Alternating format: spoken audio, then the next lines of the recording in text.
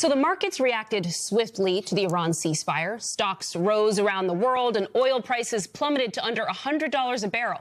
But last hour, the Associated Press reported that the strait was closed again, per Iranian state media, a response to Israeli strikes in Lebanon. Joining us now, veteran financial journalist and publisher of The Message of the Markets on Substack, Ron Insana, and president of supply chain and trade consultancy firm LaRocco Consulting, Lori Ann LaRocco. It's great to have both of you. You are also on Substack, Lori.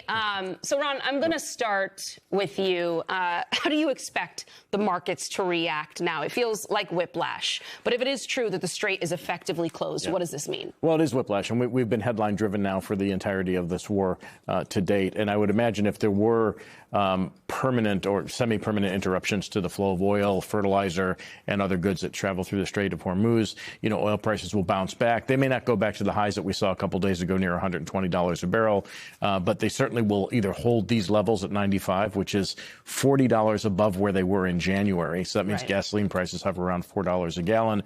And then you have, issues for farmers in the United States and elsewhere around the world who can't get access to fertilizer. So as long as this goes on, markets are going to react accordingly. Whether or not the ceasefire holds then is another question. And, as we've seen in prior periods, we're getting these whiplash, moves in the financial markets. Every time there's a headline that's either good or a headline that's bad, markets are having outsized moves and outsized reactions to all these different bits of news that we've seen lately. Lori Ann, what are you hearing from sources about what's happening at the Strait of Hormuz now? I spoke with Kepler earlier, and they actually track the vessels from around the world through the beacons of the vessels. And, they told me that the only two vessels that traversed the strait were the ones that I reported on this morning. There is no activity in terms of legitimate vessels going up and down that strait. And one of the biggest factors when we're talking about all this is the travel time, Antonia, it takes for trade to travel. And a lot of people think like, oh, that's great. The strait's going to be open. That's great. But it takes weeks for these products to move from point A to point B. And a lot of people don't realize that. And there are many countries around the world that are at a critical stage right now when it comes to these vital commodities.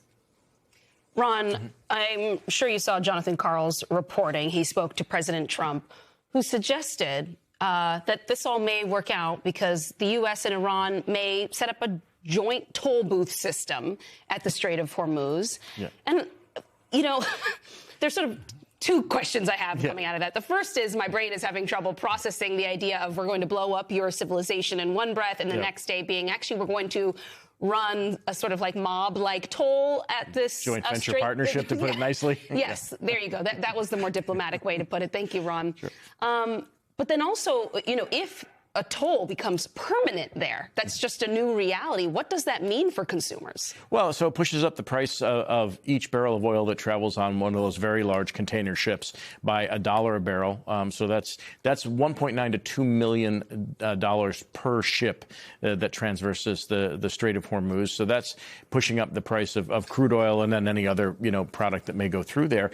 The likelihood of the United States and Iran having a joint venture partnership for a natural waterway would be unprecedented. The only place where you see tolls are places like canals, the Suez Canal, the Panama Canal, that were built and made as passageways through very difficult areas, but they were man-made. They were not natural waterways. There's no natural waterway that has a toll attached to it. So on the one hand, you have that issue. On the other hand, you have at the moment, two adversaries, enemies that somehow would come together amidst all the turmoil that we've seen of late, and then split the revenues.